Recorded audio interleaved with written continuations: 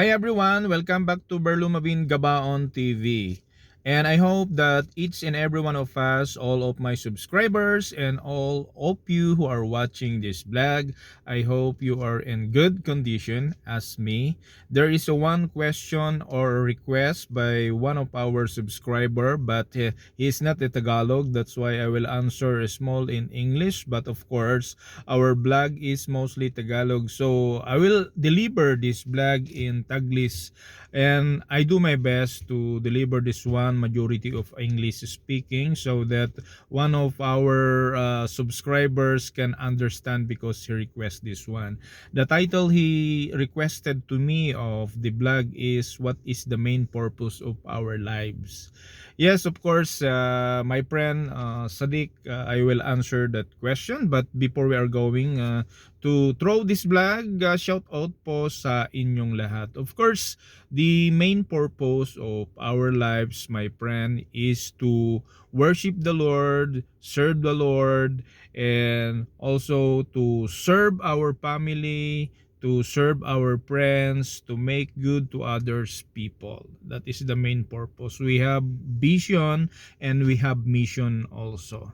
So we are going to focus on the vision that we have. What is a vision? The vision is that what we are aiming to be in our lives in the future. So since we are already in the middle age, because the one who throw this question is already in the middle age, uh, we have to focus on our dreams.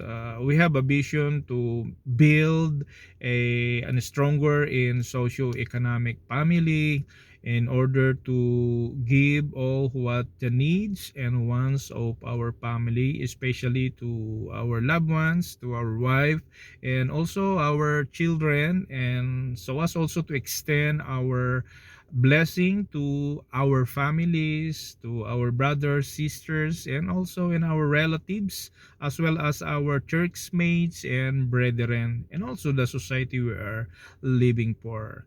Another is that if we have also a vision to develop our own selves, of course, we have to make trainings, we have to make extra effort in studying to add our knowledge, to add our education. As they have said, continuous education, that is learning, or that is education. And another things, what can I say is, when you make a good education, you can develop yourself, you can be earn a living. But when you focus and do the native education as the best unique you can do a fortune. So that is one vision.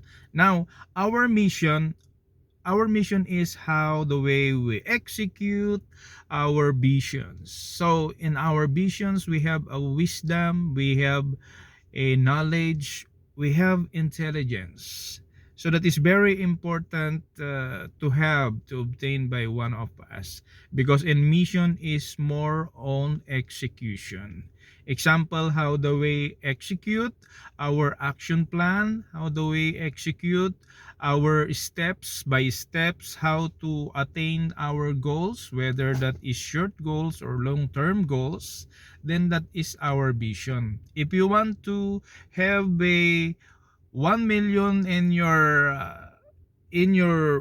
bank, or in your bank account as a savings, if you have the 3 years to target, of course you have to execute your your mission. So in that case, if you are a working, or if you are an employee, you have to make extra income, like investment. You must have to have an investment like passive income, and also the other one, side hustle. Passive income is that when you are earning, even you are not doing well, that one you are not giving more focus, even you are sleeping. If you have passive income, you have income.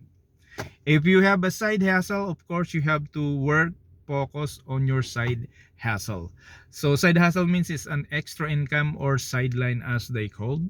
So that this is the basic, my friend. I hope I answer your question because you requested this one, and I hope God bless us, and all of us will be having always the encourage, motivation, because you know, my friends, nobody will make your dreams except you, because if you work hard in the company, you are making the dream of the company. So this is the final words I can say. Anyway, God bless to each and every one of us. Thank you for watching again and coming for Berlumabin Gabaon TV. Just subscribe and hit mo na yung notification bell, at lagi kong sinasabi bago ko po mag-end up, magsanay po tayo para sa ating sarili.